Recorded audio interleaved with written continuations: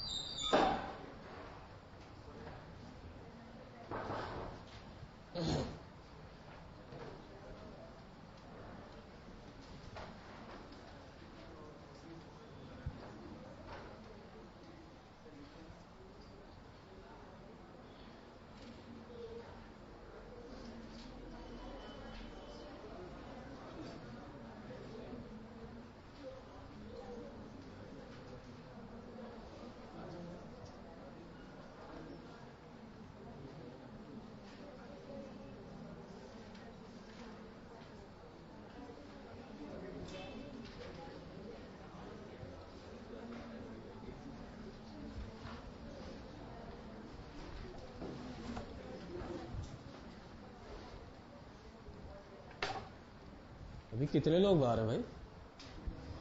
हैं?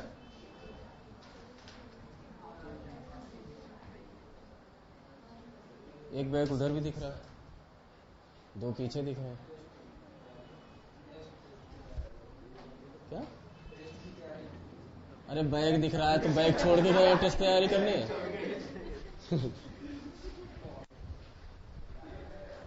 2 बच्चे 3 नहीं दिख रहे हैं यार अभी। 3 बैग दिख रहा है पीछे लेकिन बच्चे नहीं दिख रहे। चल तू पहुंच।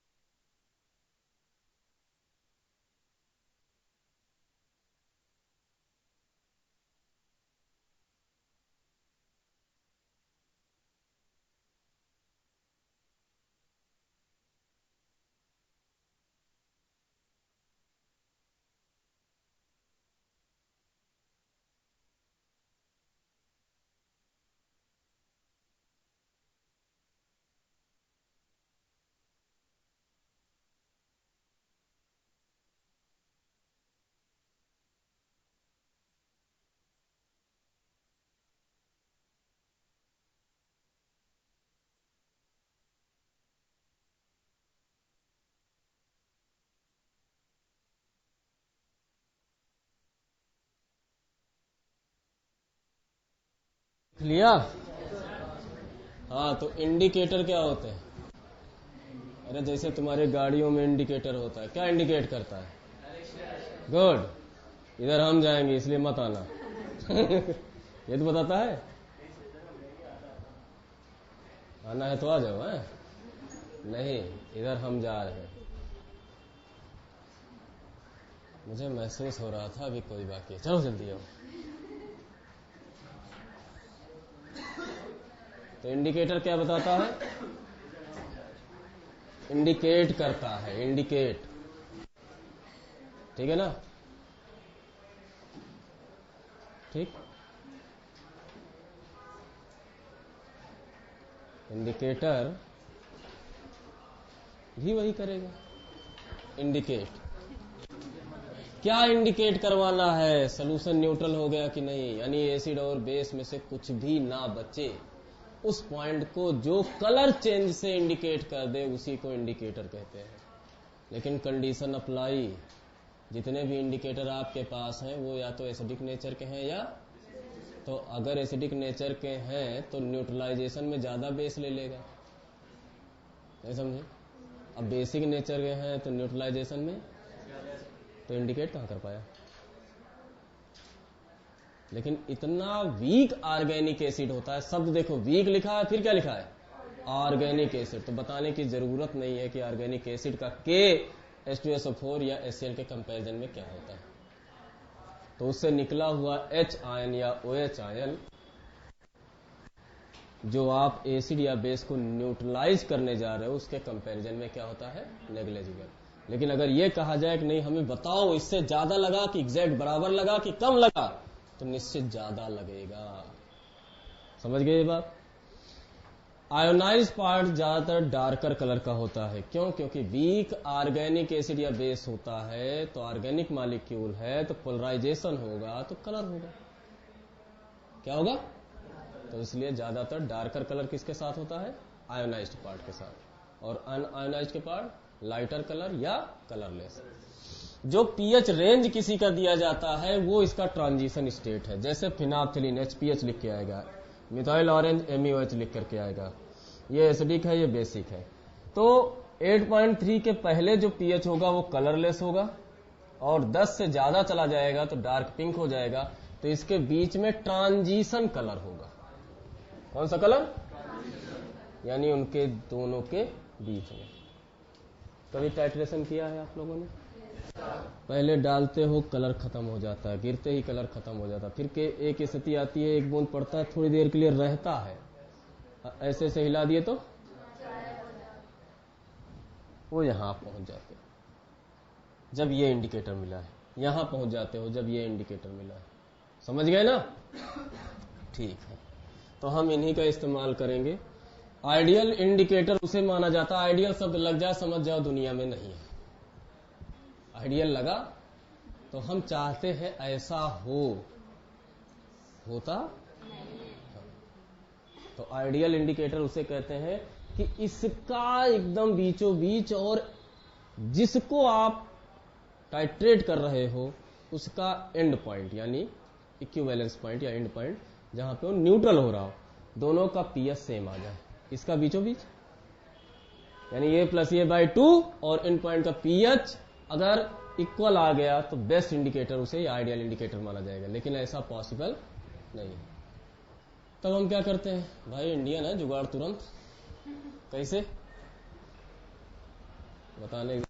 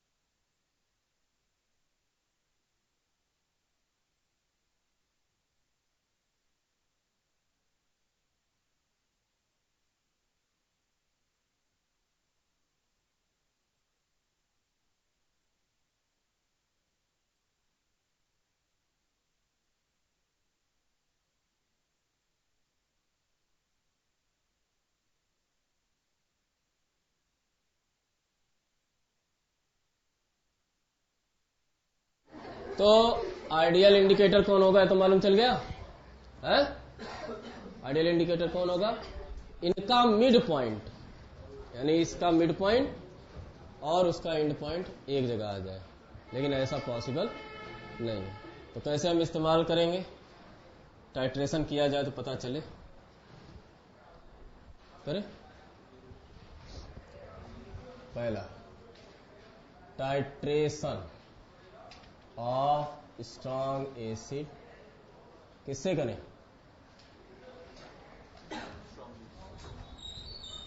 ठीक है, बाद में डिसाइड करेंगे इंडिकेटर हम कौन सा मिलाएं, आपसे पूछ करके मिलाएंगे, टेंशन मत लो। ये एक लंबी वाली पाइप होती है, बताने की जरूरत तो है नहीं, जानते ही होंगे। इसको थोड़ा छोटा करें, नहीं तो पाइप अंदर तक आ जाएगा। ये इसका क्या नाम है? अच्छा, मतलब नाम भी नहीं मालूम है? नहीं मालूम है? अब इस स्ट्रक्चर से, अरे यहां कुछ ऐसे लगा रहता है, यूं खोल देते हैं, यहां जो भरा रहता है वो नीचे गिरने लगता है। याद आया? क्यों हंस रहे हो? ये आपका 50 ml 0.1 MSCl है, स्ट्रॉन्ग एसिड हो गया। इसमें आप NaOH मिला रहे हो 0.1 M का, बोलो। तो आप 3 डाटा लो जितना मन कहे। पहले तो आपने मिलाया ही नहीं, तब बताओ pH। फिर आपने 20 ml मिला दिया,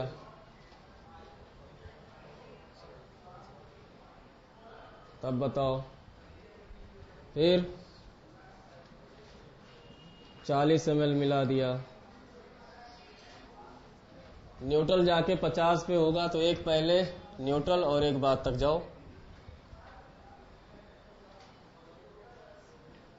40 हो गया, 49 ml मिला दो, 50 ml मिला दो, और 60 ml नहीं, 51 ml। नहीं समझे?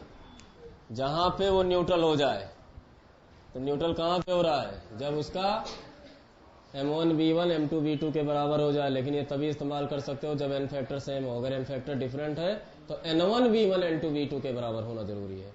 यानी अगर कैल्शियम हाइड्रोक्साइड लेंगे तो ये काम जो 50 ml पर NaOH कर रहा है, उतनी ही मोलर कंसंट्रेशन का कैल्शियम हाइड्रोक्साइड कितने में जाके करेगा? 25 पर ही कर देगा। समझ गए? बेरियम हाइड्रोक्साइड लोगे तो, है ना? समझ गए? तो अगर आपने 50 ml लिया है तो हमें ज्यादा ध्यान किस पे देना है? पहले पर, 49 पर, 50 पर और 51 पर। 100 ml लिया है तो कितने पे ध्यान देना है? 0 पर, वही पहला कंडीशन। और 99 और 100 और 101 पर। 150 लिया है तो 1, 149, 150। समझ गए? समझ गए ना? 10 लिया है तो 1, 9, 10, 11। तो ज्यादा अच्छा, ज्यादा एक्यूरेट वैल्यू कहां आएगी? जितनी ज्यादा वॉल्यूम का वैल्यू होगी। एक्यूरेसी तो बड़े उस पे कैलकुलेशन पे आता है ना। ज्यादा एक्यूरेसी किस पे आती है? कई एवरेज लेकर के एवरेज वैल्यू जो निकालते हैं। समझ में? तो जब आपने NaOH लिया ही नहीं है तो उस समय pH क्या है? क्या बात है, एकदम गलत। जब आपने NaOH लिया ही नहीं तो pH है सिर्फ -log H+।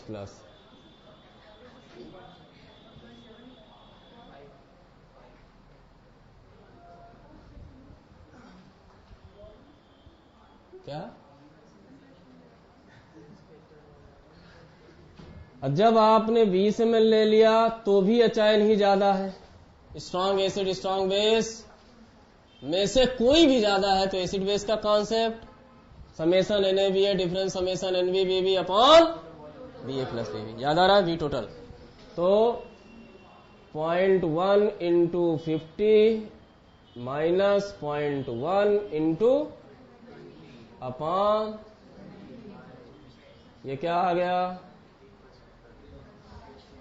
तो pH equal to minus log 3/, ये जब 40 ले लिया तो अभी भी अच्छा नहीं मिलेगा, तो 5 माइनस 4/90 कर सकते हैं। आ रहा समझ में? तो pH क्या आएगा? वॉल्यूम ऑफ NaOH लिया तो HN अभी भी आ रहा है 5 माइनस 4.9/99, 0.1/99, जिसको आप 1/1000 लगभग लिख सकते हो। तो pH 3 आ गया। यानी अगर हम 1 ml को 1 बूंद मान लें तो 1 बूंद से लेकर के 49 बूंद तक 49 तक pH में चेंज सिर्फ कितने का आया? 2 का आया। और जब 50 हो गया तो 5 माइनस 5, ऊपर 0 आ गया ना, तो जो ऊपर 0 आ गया तो न्यूट्रल हो गया। याद आया? ये 100 ml आ गया, तो इसलिए pH क्या आ जाएगा? 7, क्योंकि summation NaVA equal to summation, तो कंडीशन न्यूट्रल की होती है। और अब कौन ज्यादा हो गया? बेस। तो अब क्या मिलेगा? OH का कंसंट्रेशन 5.1 माइनस 5/101, ऑलमोस्ट 0.1/1000, 101 कर दो या 1/1000 हो गया। तो POH तो 3 आ गया, तो pH क्या आ गया? ध्यान दो, 1 से 49 तक pH में चेंज केवल 2 का आया। अगली बूंद पड़ी सीधे 7 पर, अगली बूंद पड़ी सीधे 11 पर। जब तक sudden change in pH near equivalence point नहीं आएगा, उसका टाइट्रेशन नहीं हो सकता। इसलिए टाइट्रेशन सिर्फ और सिर्फ किसका नहीं होता? Weak acid versus weak base का, क्योंकि वहां कभी भी सडन चेंज नहीं आता। टाइट्रेशन किसका नहीं होता? ठीक। हाइड्रोलिसिस किसकी नहीं होती? स्टेटमेंट समझ में आ रहा है?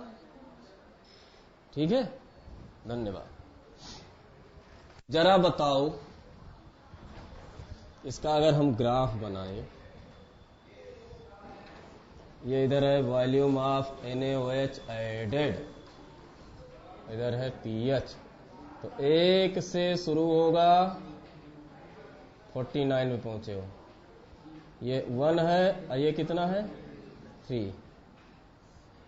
फिर 3 से लेकर के ये परपेंडिकुलर लाइन जाएगी, समझ रहे हो ना? क्योंकि चेंज होगा नहीं, 49, 50, 51 पास पास ही होगा। अगर बगल बगल इसमें 49 हो डालो तो ये सीधे कितने पे चेंज हुई जा करके? 11 पर। तो इनके बीच में ही क्या आएगा? 7। यही इसका क्या है? अब लाइन को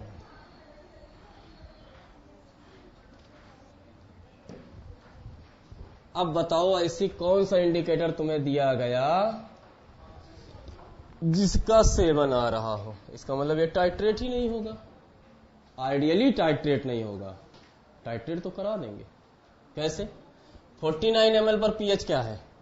वो सारे इंडिकेटर आप इस्तेमाल कर सकते हो जिसका pH रेंज यहां से यहां के बीच है। अरे हम तो नीचे से भी टाइट्रेट करा देंगे, सिर्फ ऊपर ना हो बस। कैसे? देखो, इससे नहीं करा सकते। क्यों? क्योंकि एसिडिक मीडियम और न्यूट्रल मीडियम में भी ये कलरलेस ही देता रहेगा। इससे कराते हैं, इससे कराते हैं। 49 नंबर का बूंद जब पड़ रहा है तो किस कलर का रहेगा ये? अब 50 नंबर का बूंद पड़ते ही क्या हो जाएगा? तो पता चल गया ना, न्यूट्रल हो गया। तो इसने टाइट्रेट कराया कि नहीं कराया? समझ पा रहे हो मैं क्या कहना चाह रहा हूं? इससे कराओ।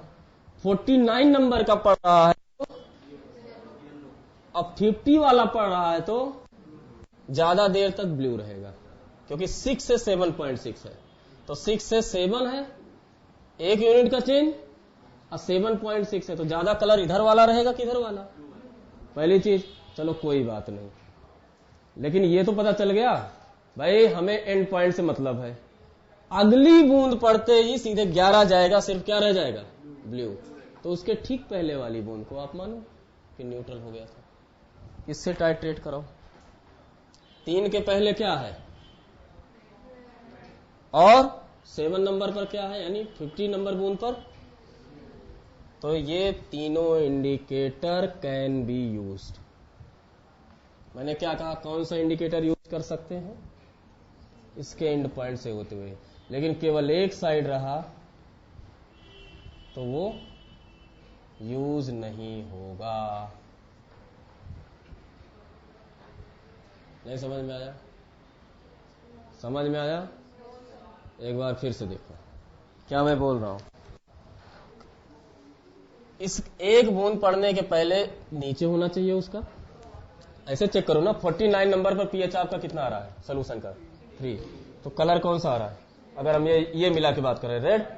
और न्यूट्रल पर कौन सा कलर आ रहा है, न्यूट्रल पर पीएच क्या हो जाएगा, तो 7 तो इसको क्रॉस कर रहा है ना, तो इसने टाइट्रेट कर दिया ना, अरे हाँ या ना।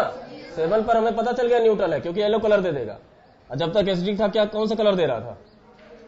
अब इसको इस्तेमाल करो, 3 के पहले कौन सा कलर मिल रहा है, और 7 पर क्या हो जाएगा, 7 इसके और इसके बीच में है, हाँ या ना। तो ज्यादा देर तक क्या होगा, ब्लू, ठीक है ना। लेकिन इसकी इंफॉर्मेशन से हम क्या निकाल सकते हैं, अगर एक बूंद और डालेंगे तो सिर्फ ब्लू रह जाएगा, तो वो बता देगा कि अब बेसिक है। तो उसके ठीक पहले का कैलकुलेशन हम माने ना कि न्यूट्रल हुआ, उसके ठीक पहले का हम माने क्या हुआ, न्यूट्रल हुआ। और इसका कैसे इस्तेमाल करेंगे, पहले पर रेड, और जब अगले पर येलो हो जाए तो न्यूट्रल हो गया।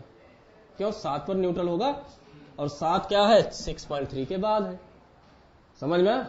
तो यूज कैसे करते हैं ध्यान देना, पहले तो 50 ml ये मिला दिए, फिर इसमें से छोड़ करके इन तीनों में से किसी का 1 या 2 ड्रॉप डाल देते हैं, क्योंकि वही कलर चेंज करेगा।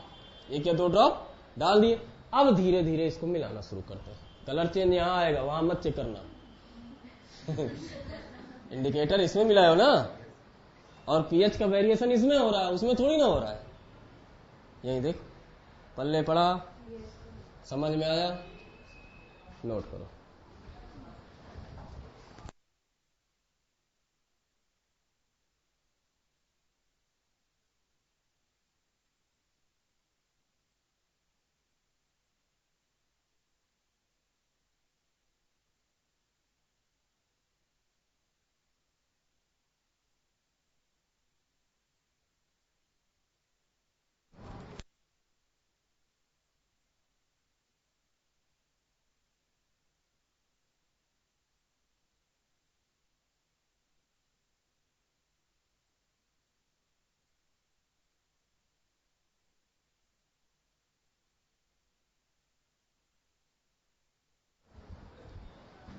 कैलकुलेट करोगे तो आ जाएगा ना। अरे 1 और 2 के बीच में आ रहा है तो मालूम ही है, 1/90 है, 1/100 से ज्यादा है, 1/90 1/100 से ज्यादा है, 1/100 10⁻² हुआ, तो पीएच 2 आएगा, तो 2 से कम आना है। समझ गए ना।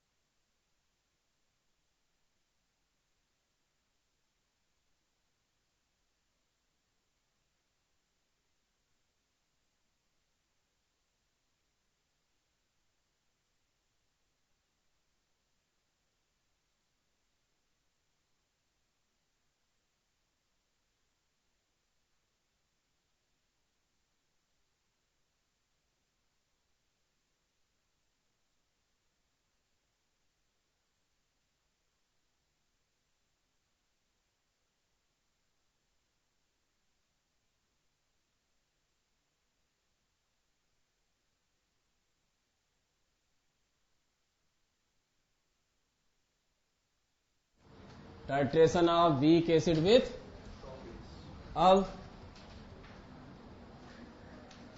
यहां पर क्या है,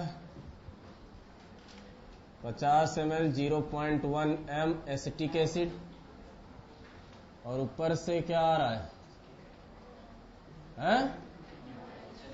हाँ, 0.1 m NaOH का कहां से कहां तक जाएगा, 51 तक काफी है, उसी में हमारा काम हो चुका रहेगा। अब 0.2 m लेते तो कितने तक जाता, बस 25 पर ही न्यूट्रल हो जाता, तो 24, 25 और 26 पे काम करते। समझ गए ना, हर तरह का वेरिएशन बता दिया। तो जब आपने मिलाया ही नहीं NaOH, तो अंदर सिर्फ वीक एसिड है, तो pH कैसे निकलेगा, हाफ pKa माइनस लॉग, याद आया, ये 4.74 प्लस 1, एनी डाउट, भूले तो नहीं, याद आ रहा, कितना आया, 2. हाँ, कर दो फिर, क्या वही है ही है। अब की कितना ml मिलाने का प्लान है, वही ले लो, सीधे 49 चाहिए, बड़ी जल्दी में हो, है? जल्दी में रहने का, पानी निकल गया, ये कितना है, और ये कितना बचेगा, कितना,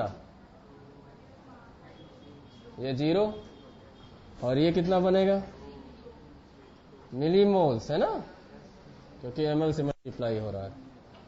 अगर दोनों कंपोनेंट बच गए तो हो क्या गया, ये बफर, तो pH equal to salt upon 4.74 plus log 2 की वैल्यू, अब माइनस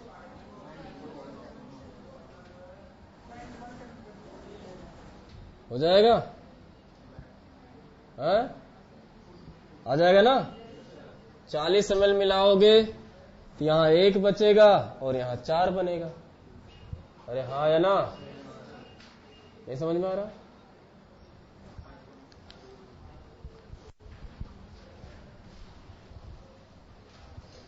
ये हटा दे,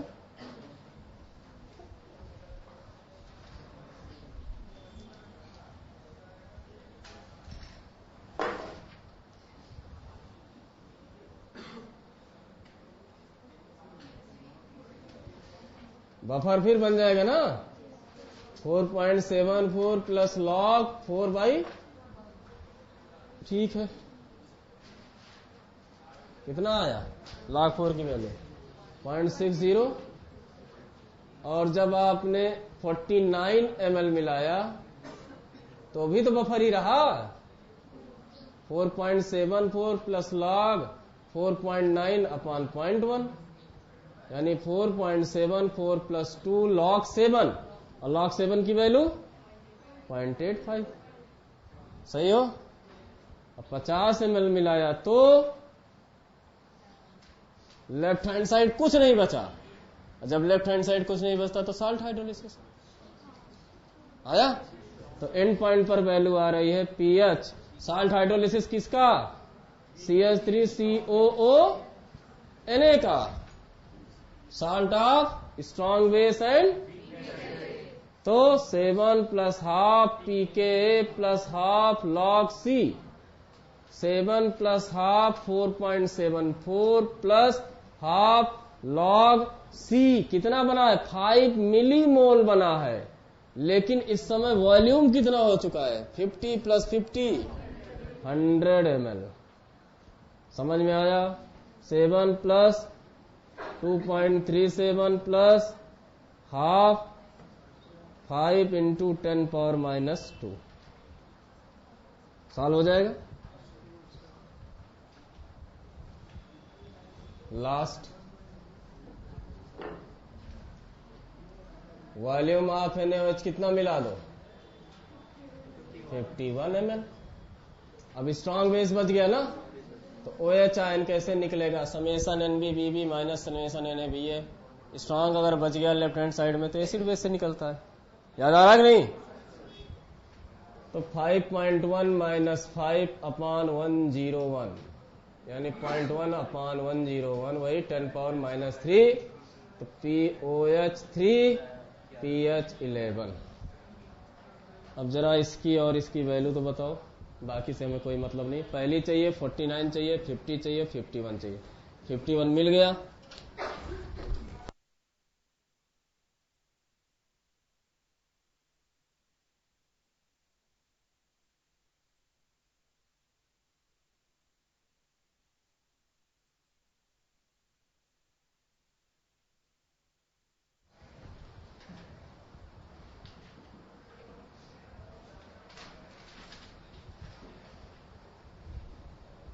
ये हटा दे। अब जरा बताओ इसका ग्राफ कैसे जाएगा? ग्राफ तो वैसे ही जाएगा, नेचर तो वही रहेगा। इधर पीएच है और इधर क्या है? Base added.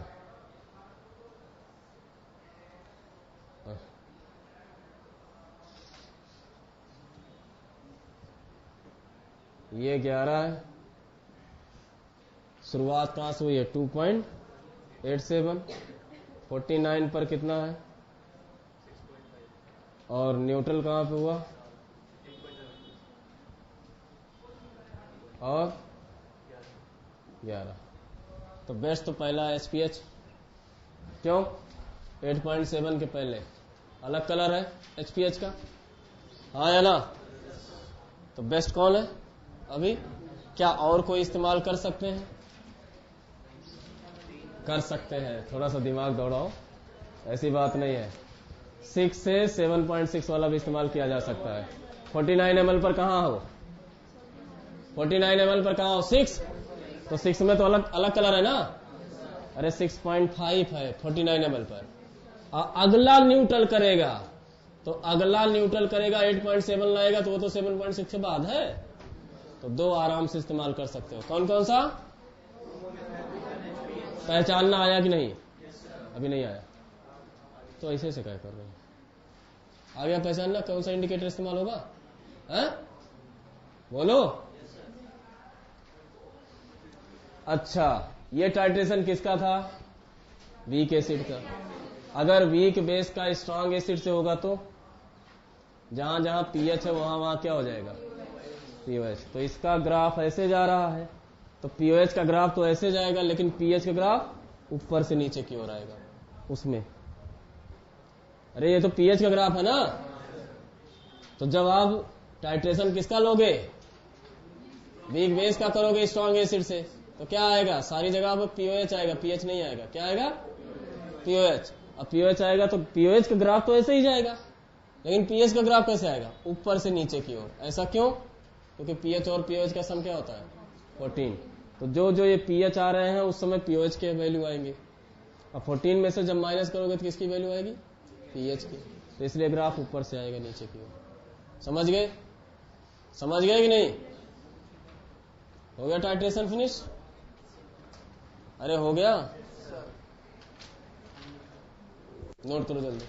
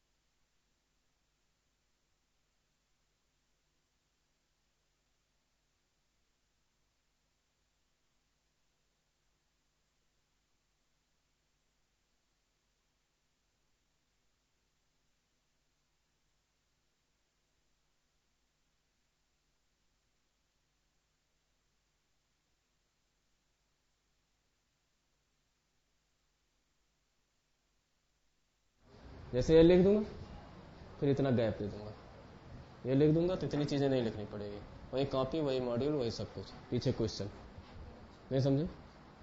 आने की कॉपी बढ़ गई, उसी में पीछे क्वेश्चन है, आगे थियरी है। इसी तरह से जब पढ़ने बैठ रहे हो तो भरते हुए चले जाओ। ऑर्गेनिक तो जितना पॉसिबल क्वेश्चन है उतना करा दिया हूं मैं डीपीपी में। देखो पहले डीपीपी मिला है। ऑर्गेनिक में समय कहाँ लगता है, समय फिजिकल में लगता है। और ऑर्गेनिक में नहीं, ऑर्गेनिक में तो रैंडमली तैयार होता है ना, पूछते कुछ और निकल कुछ आता है। पूछ रहे हो तुरंत चेंज हो जाता है ना, कि सर ये लोन पेयर ना हो, इस पे डायरेक्ट लगा हो, तो हो गया, दूसरा क्वेश्चन बन गया। ऑर्गेनिक में नहीं हो सकता, इनके सबके तो फिक्स है। अब इसमें चाहे जितना वेरिएशन लाओगे, 49 के बजाय 48 करोगे तो भी यही आएगा। 50 तक इसमें वेरिएशन होने नहीं, 50 पर वेरिएशन होगा। वहां तो लोन पेयर पहले आइटम से हटा, दूसरे पाया, कहानी खत्म। वो डिलोकलाइज भी हो सकता है। तुम्हारा ये कैसे हो रहा है, ये तो टाइट्रेट ही नहीं होगा, ये जो तुम ले जा रहे हो इस तरह से। परपेंडिकुलर ले जाओ, मेरा भी टेढ़ा मेढ़ा गया है, इसकी आंख खराब है। समझ में आया कि नहीं? अरे ये एग्जैक्ट ऊपर ले जाना, नहीं तो टाइट्रेट नहीं होगा। अब देखो, तो ठीक इसी तरह रहेगा वीक बेस का टाइट्रेशन जब हम करेंगे किससे? स्ट्रॉन्ग एसिड से, ठीक है ना?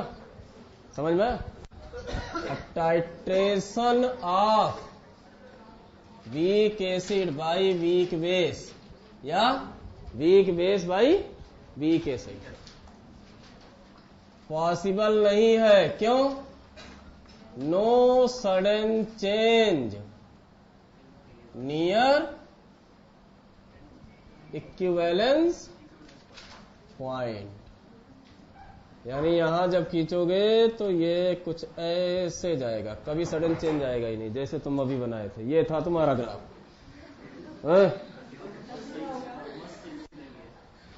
ये ऐसे बना दिए थे।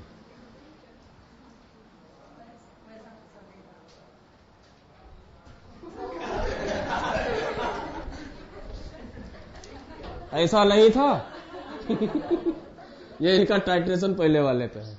और चाहिए? ये कौन है वो भी देखना चाहते हो?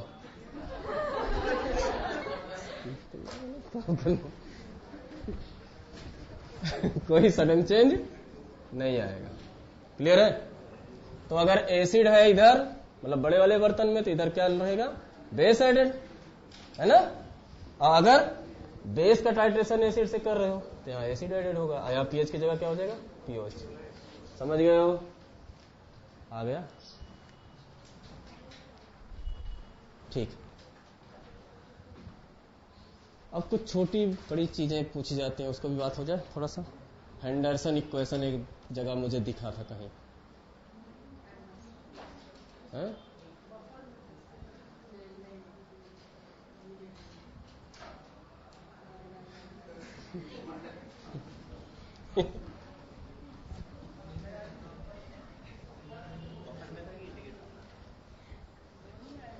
छोड़ो, कहीं भी था, आयनिक में था, फिजिकल में था, केमिस्ट्री में था, है ना? अगर आपके पास कोई ऐसा इंडिकेटर है जो एच आयन रिलीज कर रहा है तो H प्लस और गुड के indicator constant H plus ion minus upon H ion, ठीक है? H प्लस की वैल्यू, वाह, अपॉन है, हाँ, TH क्या होता है? तो माइनस लॉग के आयन,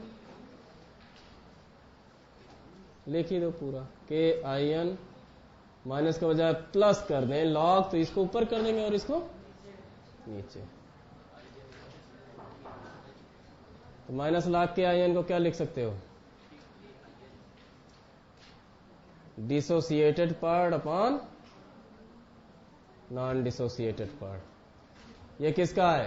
एसिडिक का, बेसिक का होता तो पीएच की जगह कैटायन होता और यहाँ नॉन डिसोसिएटेड पार्ट। समझ में आ गया? हेंडरसन इक्वेशन वही है, बफर वाला ही फार्मूला आ गया। ठीक है, समझ में आया? लिख लेना। अब पूछ लेता है percent of ionised part. Percent of ionised part कैसे निकलेगा? आयन माइनस कितना है और टोटल कितना है, आयोनाइज्ड और नॉन आयोनाइज्ड या unionised, into a percent of unionised part. ये कैसे निकलेगा?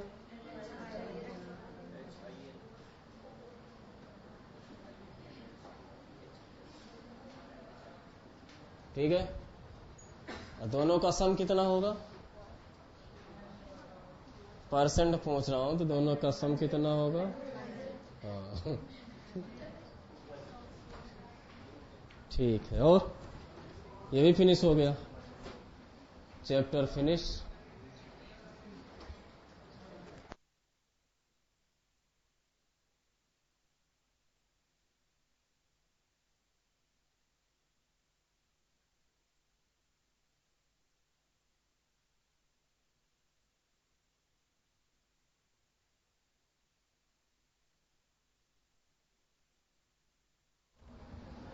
H3PO4 में NaOH डालोगे तो 3 पॉइंट आएगा। जब पहली बार पूरा चैन निकले, जब दूसरी बार पूरा चैन निकले और जब तीसरी बार। समझ में आया? शुरू करें? नोट करोगे? करो करो जल्दी करो।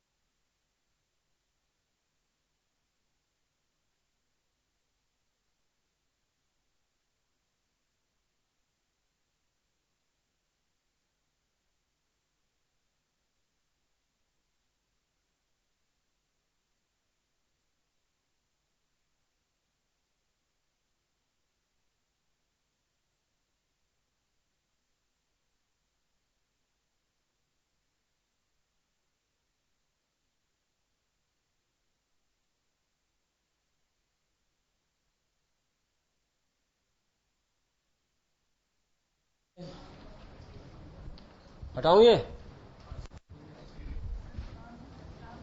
हाँ?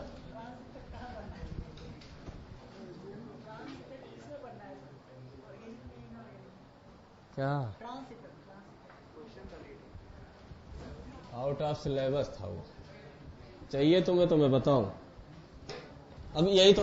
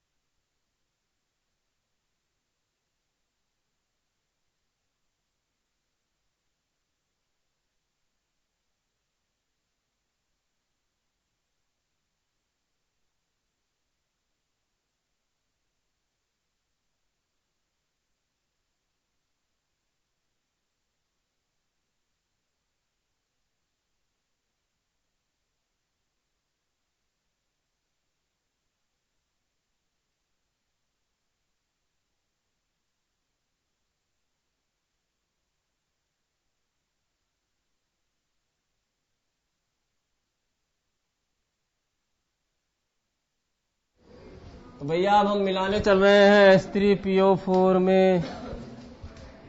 किसमें? कितना ले? 50 ml ले, कम ले, ज्यादा ले? कम ले ले। हाँ बड़ा ज्यादा हो गया ना। 20 ml का ले ले। 25 का? 30 ml का? देखो भाई अब इन्होंने 30 कह दिया। और है?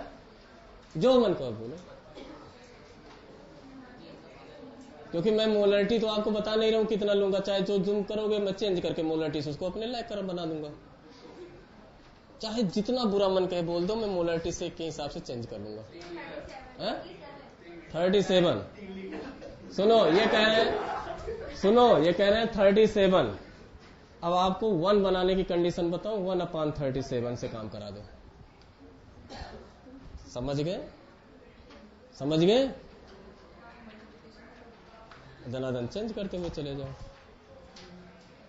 तो जब भी ऐसा रहे तो टेंशन मत लिया करो कि देखे अरे बाप रे 37 ml, निश्चित कटने वाला होगा। क्योंकि आपको जो क्वेश्चन दिए जाते हैं ध्यान ये रखा जाता है कि कैलकुलेशन टाइम के अंदर हो जाए। कुछ लोग तो उसको देखे बड़ी सी वैल्यू, अरे कुछ तो बड़ा क्वेश्चन देख लेते हैं छोड़ देते हैं, ये तो होने नहीं, पढ़ते ही नहीं। 4 लाइन की ना ना ना, आगे बढ़ो। पता लगता है वो सबसे सही है। एरिल हेलाइड का एक क्वेश्चन आया था ना, 1 में था कि 2 में था? अरे एरिल हेलाइड लोकलाइजेशन का सबसे बड़ा क्वेश्चन वही रहा होगा केमिस्ट्री में, और सबसे आसान भी शायद।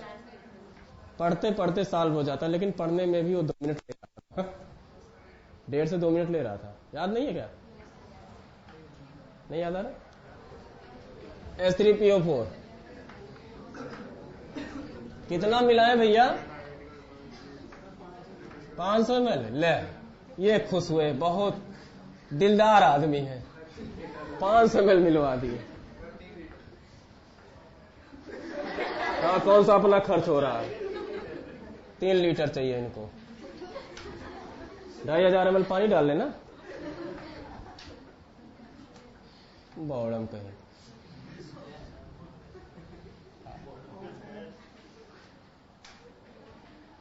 अब देखो, हम इसको 50 ml का बना दिए अपने आप, वही कैलकुलेशन हो गया ना। 0.1 से मैंने क्या कर दिया, समझ गए? अब आप इसमें 0.01 m का लो या 0.10 m का लो, कितने का कराएं? 0.1 से कराएं, 0.01 से?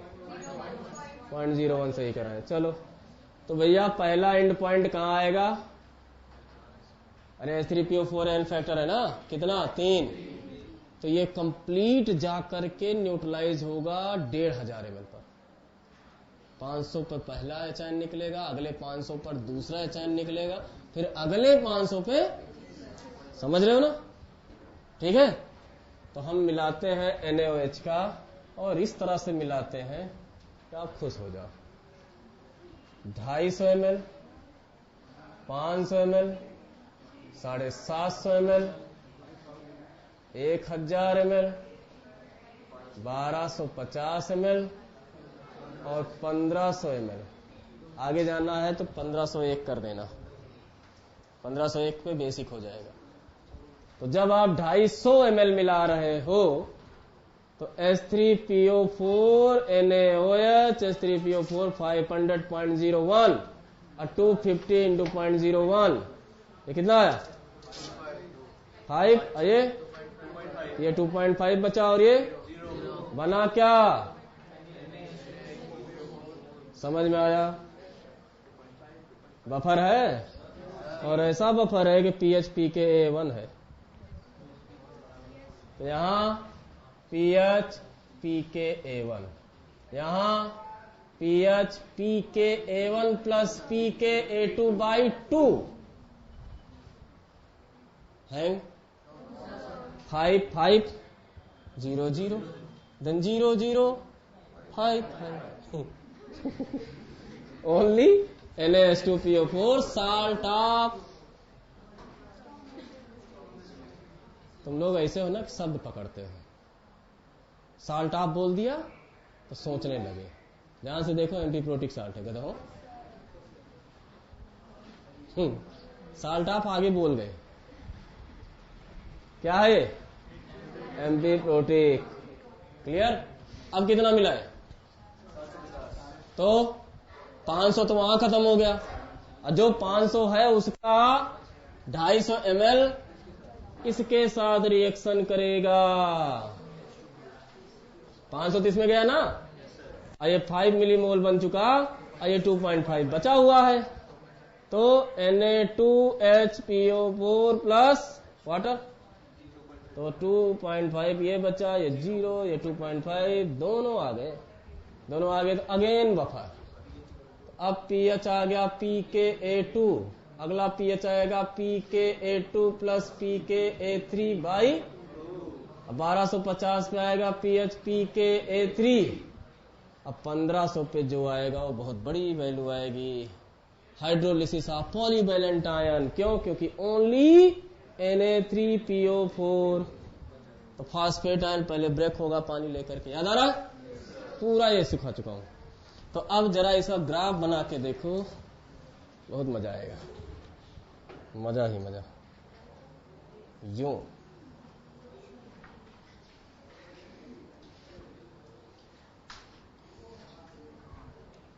ये पहला एंड पॉइंट है, और इनके बीचों बीच में कितना होगा? 250 ml पर 250 ml मिला है।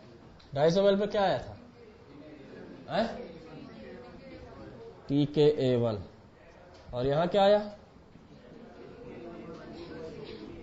Any doubt? सही हो? फिर 750, ये तो 500 पे आया ना? अरे बोलो, और 750 पर, और यहां पर सेकेंड एंड पॉइंट, ये फर्स्ट एंड पॉइंट आ रहा है समझ में, pk2 प्लस, अब फिर उसके बाद ये कितने ml पे आया, ये 500, ये 750, ये किस पर है, ये नीचे जा रहा है 1000 ml, और ये pk आया समझ, पल्ले पड़ा, यानी सब कुछ सीख गए आप। अब जो मन कहे वो क्वेश्चन लगाओ, द एंड लिख दो।